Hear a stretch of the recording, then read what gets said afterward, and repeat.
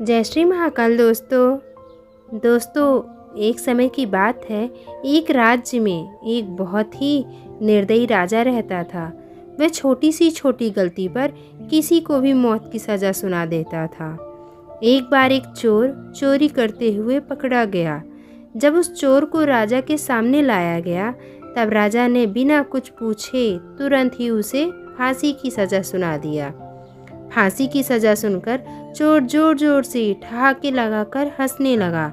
चोर के ऐसे हंसते हुए देखकर राजा को बड़ा आश्चर्य हुआ, क्योंकि फांसी की सज़ा सुनकर अक्सर लोग दुखी हो जाते थे, रोने लगते थे, दया की भीख मांगने लगते थे, पर इस प्रकार हंसने वाला वह पहला इंसान था।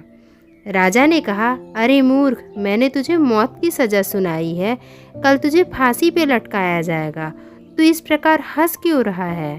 चोर ने जवाब दिया, राजन, मैं इसलिए हंस रहा हूँ क्योंकि एक हफ्ते पहले ही एक सिद्ध योगी ने मुझे एक अद्वितीय विद्या सिखाई थी, जिससे मैं किसी भी घोड़े को आसमान में उड़ना सिखा सकता हूँ, पर मेरे मरने के बाद ये विद्या भी मेरे साथ चली जाएगी। यह सुनकर राजा को विश्वास नहीं हुआ।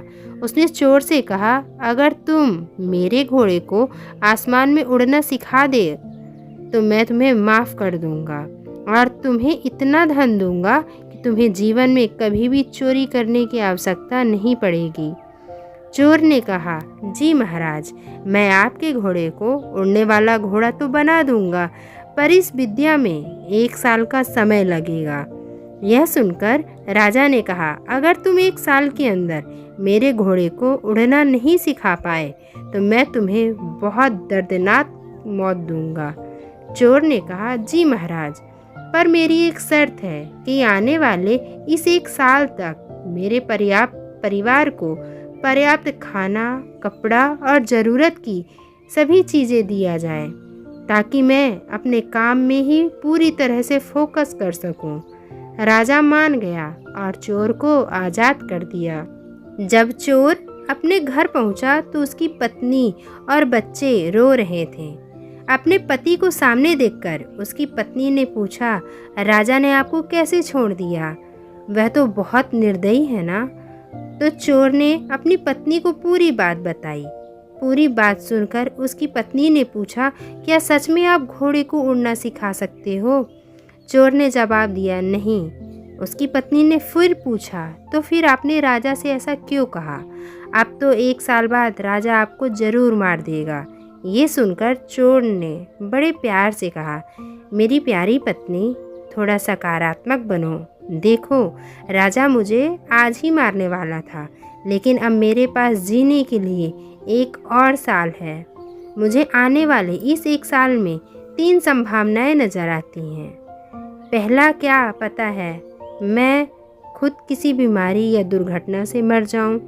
दूसरा, क्या पता राजा या उसका घोड़ा मर जाए, क्योंकि दोनों बूढ़े हो चुके हैं। तीसरा, जब राजा के हाथों मरना ही है तो क्यों न 1 साल बाद ही मरूं। मुझे सभी संभावनाएं स्वीकार हैं। अब धीरे धीरे समय बीतने लगा। 11 महीने बीत जाने के बाद चोर भी घबराने लगा। वह ईश्वर से प्रार्थना करने लगा कि हे ईश्वर, मेरी रक्षा करो, अब से मैं जीवन में कभी भी चोरी नहीं करूँगा।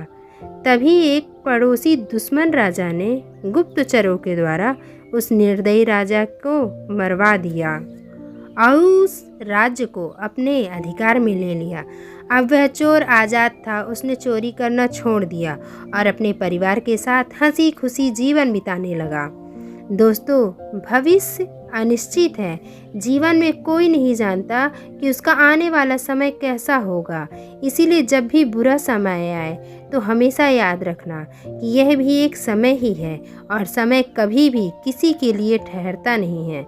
दोस्तों, यह बुरा समय आज नहीं तो कल बीत ही जाएगा। इसीलिए जीवन में कभी भी निराश नहीं होना चाहिए, कभी उम्मीद नहीं छोड़नी चाहिए और हमेशा अच्छे कर्म करते रहना चाहिए, क्योंकि आपके द्वारा किए गया अच्छा कर्म संचित होता रहता है और संचित कर्मों का फल आपको इस जन्म में या अगले जन्म में ज़रूर मिलता है। इसीलिए हमेशा अच्छे कर्म कीजिए। फिर मिलेंगे दोस्तों एक नई सकारात्मक वीडियो के साथ। तब तक के लिए आप अपना ख्याल रखना और हमेशा मुस्कुराते रहना। धन्यवाद।